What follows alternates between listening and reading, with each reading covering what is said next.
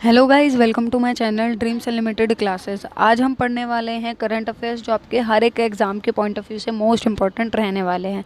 चाहे आप UPSC, SSC, Delhi police, RBI, NTPC या कोई भी एग्ज़ाम की प्रिपरेशन करने वाले हैं, ये आपके लिए मोस्ट इंपॉर्टेंट रहने वाले हैं। ठीक है, ये जो है ये हमारे करंट अफेयर्स का 5th लेक्चर है। इससे पहले हमारे 4 लेक्चर हो चुके हैं। या तो आप हमारे चैनल पर जाके प्लेलिस्ट में करंट अफेयर के नाम से एक पूरी प्लेलिस्ट बनी हुई है, उसमें से जाके देख सकते हैं, या तो आपको उसका लिंक सबका डिस्क्रिप्शन में मिल जाएगा। सो चलो स्टार्ट करते हैं हम अपने करंट अफेयर्स को।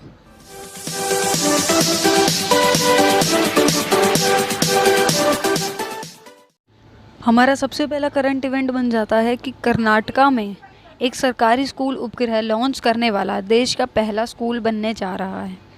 सो गाइस, इसमें क्या है कि जो कर्नाटका एक राज्य है, उसमें क्या है, जो एक सरकारी स्कूल है वहाँ पे क्या है, काफ़ी सारे जो बच्चे मिलकर एक सैटेलाइट को लॉन्च करेंगे। तो ये करने वाला जो कर्नाटका राज्य है, ये पहला उपग्रह बनने वाला है। इसमें क्या होगा, इसमें देश में पहली बार ऐसा होगा कि कई सारे जो सरकारी स्कूल के जो बच्चे हैं वो इसरो के साथ मिलकर एक सैटेलाइट को तैयार करेंगे।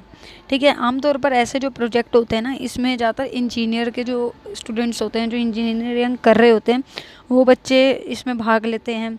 ठीक है, और ये जो स्कूल के बच्चे हैं, इंडियन टेक्नोलॉजिकल कांग्रेस एसोसिएशन और इसरो के साथ मिलकर, मतलब एक इस सैटेलाइट की बनावट को, ये कैसा दिखेगा, कैसा ये रहेगा, इसको लॉन्च करने वाले हैं। ठीक है, और जैसा कि आपको पता है, अब सरकारी स्कूल इतने ज़्यादा बढ़िया बनते जा रहे हैं। जैसे प्राइवेट थे वैसे अब सरकारी स्कूलों को भी बनाया जा रहा है।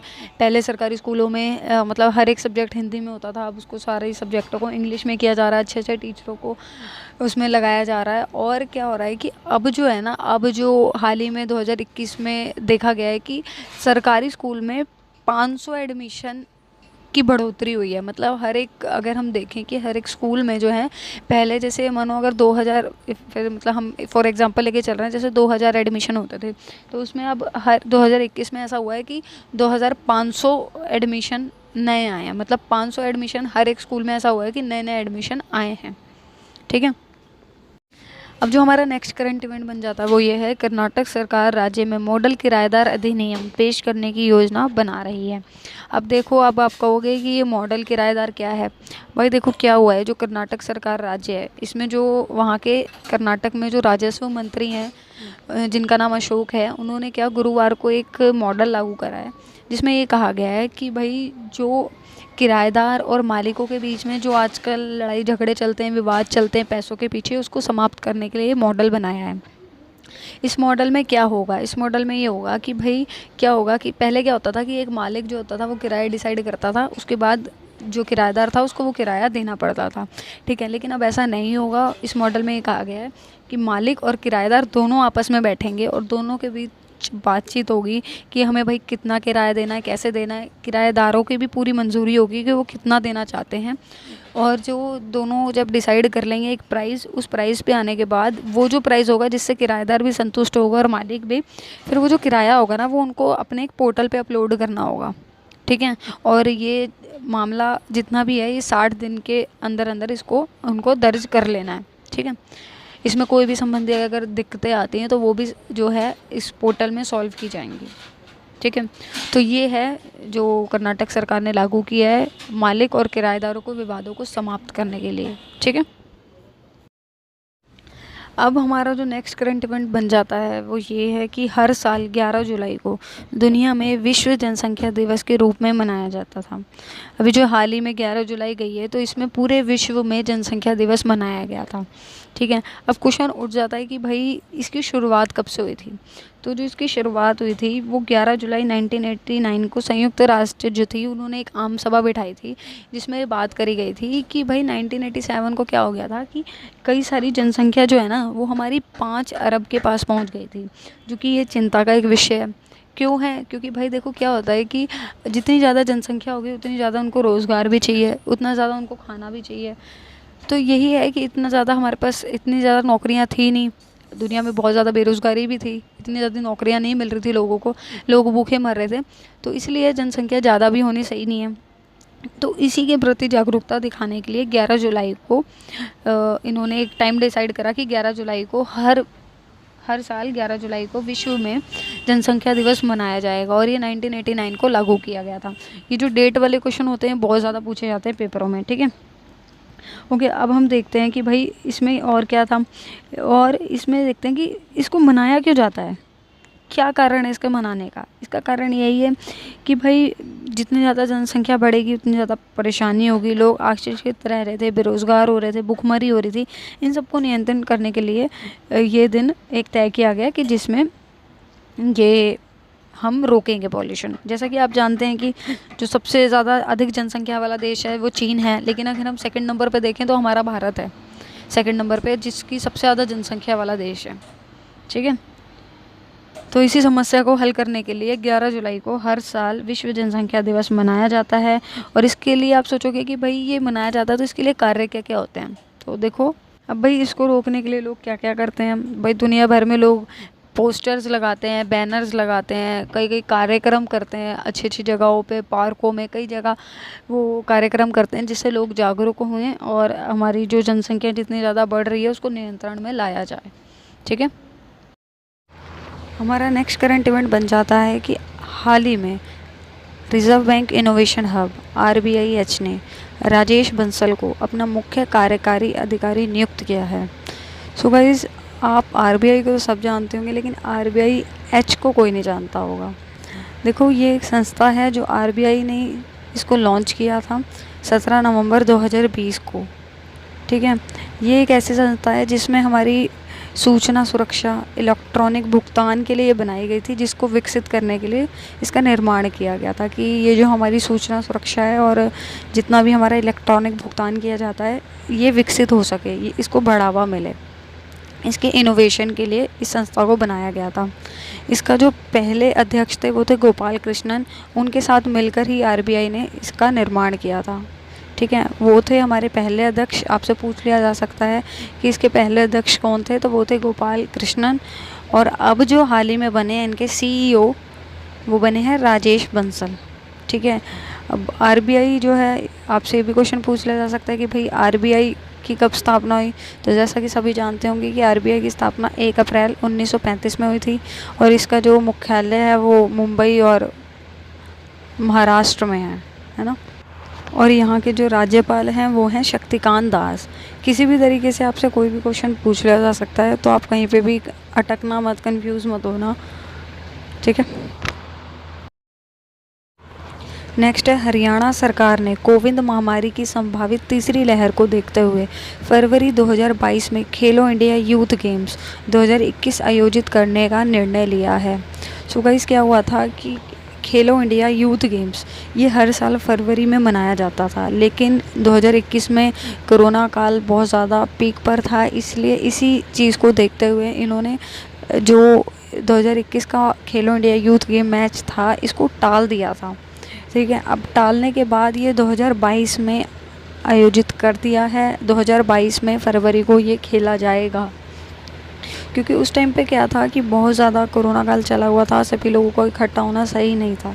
लेकिन अब 2022 में ये कोरोना काल की तीसरी लहर को देखते हुए इन्होंने घोषणा कर दी है कि हरियाणा में खेलो इंडिया यूथ गेम्स मनाया जाएगा, ठीक है। अब जो है इसमें जो खेलों में जो खिलाड़ी होते हैं वो कितने होते हैं, आपसे ये पूछ लिया जा सकता है कि खेलो इंडिया यूथ गेम्स में कितने खिलाड़ी होते हैं। तो इसमें 8,500 खिलाड़ी भाग ले रहे हैं इस बार 2022 में।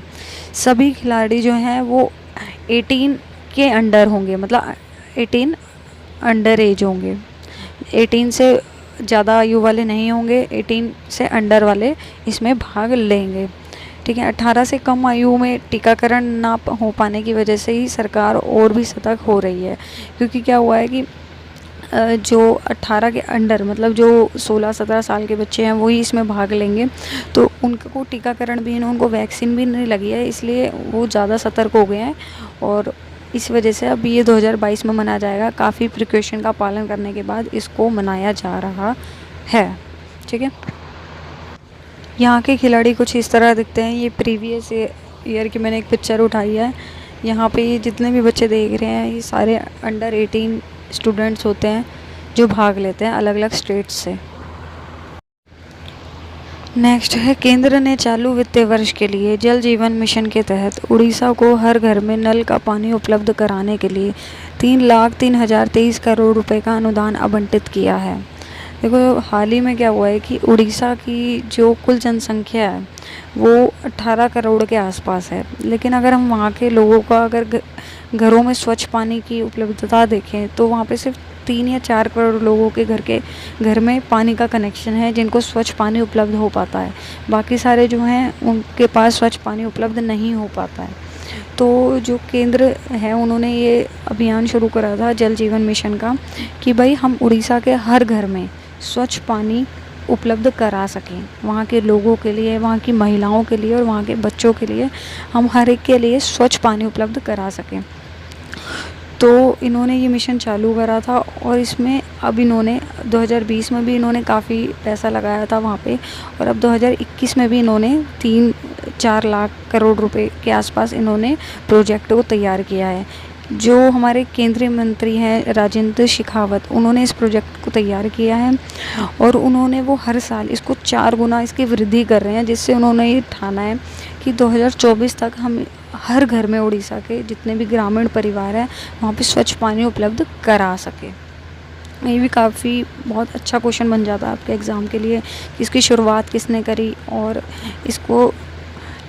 इसकी शुरुआत कब हुई थी, किसने करी, राजेंद्र शेखावत ने करी और कब की थी, 2019 में की थी, और इस प्रोजेक्ट को ख़त्म करने की तिथि क्या रखी है, 2024 रखी है।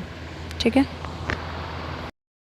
नेक्स्ट है, हाल ही में पुष्कर सिंह धामी बने उत्तराखंड के अगले मुख्यमंत्री। भाई देखो उत्तराखंड के बारे में, उत्तराखंड जो है ना ये 2000 में बनाया, इसकी स्थापना हुई थी उत्तराखंड की। ठीक है। इसमें अब तक जो हम देखें तो 7 मुख्यमंत्री रह चुके हैं। ठीक है। 7 में से जो सबसे पहले 4 थे वो भारतीय जनता पार्टी के थे और जो बचे हुए थे वो राष्ट्रीय कांग्रेस के थे। और यहाँ के जो सबसे पहले मुख्यमंत्री थे वो थे नित्यानंद स्वामी। और ये जो पुष्कर सिंह धामी आप अपनी स्क्रीन पे जिनकी फ़ोटो देख रहे हैं ये 11वें मुख्यमंत्री के रूप में रहे हैं, जिनकी अभी 4 जुलाई को इन्होंने शपथ ली है। ठीक है। इनसे पहले जो बने थे, आप अपनी स्क्रीन पे फ़ोटो देख रहे हैं, ये 10वें यहाँ के मुख्यमंत्री रहे थे, जिनका नाम था तीराथ सिंह। इनकी पता नहीं अभी बीच में हालत कुछ ऐसी ही चल रही थी जिस वजह से इन्होंने यहाँ से इस्तीफ़ा दे दिया था। उसके बाद यहाँ पे कोई भी नहीं था पहले मुख्यमंत्री, लेकिन अब इन्होंने जो पुष्कर सिंह धामी हैं इन्होंने शपथ ली और ये 4 जुलाई को यहाँ के मुख्यमंत्री बन गए हैं। नेक्स्ट देख लेते हैं, ये हमारा नेक्स्ट करंट इवेंट है और ये हमारी आज की वीडियो का लास्ट करंट इवेंट रहेगा और जो बहुत ही ज़्यादा इम्पोर्टेंट रहने वाला है। केंद्र सरकार ने किसानों के लिए आत्मनिर्भर कृषि ऐप को लॉन्च किया। देखो अभी हाल ही में भाई क्या हुआ है आपको पता है कि जैसा कि किसान जो है वो मोदी सरकार से काफ़ी ज़्यादा नाराज़ चल रहे हैं, काफ़ी ज़्यादा रैलियाँ निकल रही है। इन्हीं सबको देखते हुए केंद्र सरकार ने आत्मनिर्भर कृषि ऐप को लॉन्च करा है। भाई इसको क्यों लॉन्च करा है कि जैसा कि आप जानते हैं कि भाई किसान जो है वो भाई पूरे 6 महीने अपनी गेहूं की या किसी भी चीज़ की फसल की खेती करता है। मानो जैसे बाढ़ आ जाता है या फिर बारिश हो जाती है तो उनकी सारी जो फसल है वो ख़राब हो जाती है, जिससे उनको भारी मात्रा में नुकसान झेलना पड़ता है। इसी को देखते हुए जो केंद्र सरकार ने इसने इस ऐप को लॉन्च करा है, जिससे इनको उस ऐप के ज़रिए पहले ही पता लग जाएगा कि मौसम कैसे रहने वाला है, जिससे वो उसी फसल की खेती करें जो आगे उनकी खेती को नुकसान ना पहुँचाए। जैसे अगर बारिश हो जाती है तो तुम गन्ने की खेती करो, ठीक है, गेहूं की नहीं करनी चाहिए, तो उसी फसल की खेती हो जिससे इनको लाभ मिल सके। ठीक है। तो इनको जो वहाँ के शोधकर्ता है वो इनको जानकारी देंगे। जैसे मैं आपको बताता हूँ, इसरो है, ISAR है, CGBW है, जैसे ही शोध संगठन है जो इनको इसकी जानकारी देंगे कि मौसम कैसा रहेगा। ठीक है। वहाँ की मौसम की सारी जानकारी इनको मिलेगी। ठीक है। अभी तो हमने इस ऐप के बारे में जान लिया भाई कि कौन कौन यहाँ के सलाहकार हैं, संगठन हैं। ठीक है। और किसने इसको लॉन्च किया है, केंद्र सरकार ने। अब हम चलते हैं इस ऐप के बारे में थोड़ी सी जानकारी ले लेते हैं। भाई ये ऐप क्या है। ये जो भाई ऐप है इसको जो आपको आराम से प्ले स्टोर पे उपलब्ध हो जाएगा और इसमें अगर जब आप इसको इंस्टॉल करेंगे तो इसमें कम से कम 12 भाषाएँ दे रखी हैं। हिंदी, इंग्लिश, तमिल, मराठी, गुजराती, काफ़ी सारी 12 भाषाएँ हैं जो इसमें दी गई हैं। और इसमें ऐसा नहीं है कि आप पढ़ सको, इसमें आप सुन भी सकते हो उन 12 भाषाओं को, ठीक है। तो इसमें बारीकी से बारीकी जानकारी दी जाएगी किसानों को कि भाई ये नहीं कि मौसम बताएंगे, उनको ये भी बताया जाएगा कि उनको कौन से सीड्स का इस्तेमाल करना चाहिए, कौन से बीजों का इस्तेमाल करना चाहिए, कौन सी मिट्टी का इस्तेमाल करना चाहिए, कहाँ कहाँ कौन से पर्यावरण में उनको कौन सी सीड्स उगाने चाहिए, हर एक जानकारी बारीकी से इसमें दी जाएगी। तो भाई ये काफ़ी अच्छा एक ऐप लॉन्च किया जा रहा है किसानों के लिए, बहुत ही ज़्यादा बढ़िया है, जिसमें उनको हर एक चीज़ की मतलब उनको कौन सी मशीन कहाँ इस्तेमाल करनी चाहिए वो सारी जानकारी इसमें दी जाएगी। तो भाई मेरे लिए तो ये ऐप काफ़ी ज़्यादा बढ़िया है कि किसानों को इसमें बहुत ज़्यादा उनको हेल्प मिल सकेगी, ठीक है। सो गाइस आज की वीडियो में सिर्फ इतना ही। ये जो आप अपनी स्क्रीन पे देख रहे हैं ये हमारा इंस्टाग्राम चैनल है ड्रीम्स अनलिमिटेड क्लासेस के नाम से। आप चाहें तो इसमें ज्वाइन हो सकते हैं, और हमारा व्हाट्सएप ग्रुप भी है जिसमें आपको ये जो मैंने जितने भी करंट इवेंट्स पढ़ाए हैं इसकी सारी PDF आपको उस पर मिल जाएगी। अगर आपको हमारे व्हाट्सएप ग्रुप में ज्वाइन होना होगा तो डिस्क्रिप्शन में आपको लिंक मिल जाएगा, आप उससे ज्वाइन हो सकते हैं। सो गाइज़ अगर ये वीडियो अच्छी लगी हो तो लाइक शेयर एंड कमेंट करना बिल्कुल नहीं भूलना, और नीचे जो बेल आइकन का बटन है उसको ज़रूर प्रेस कर लेना, इससे हमारी जितनी भी न्यू नोटिफिकेशन होगी वो आपके पास आती रहेंगी। So thank you so much.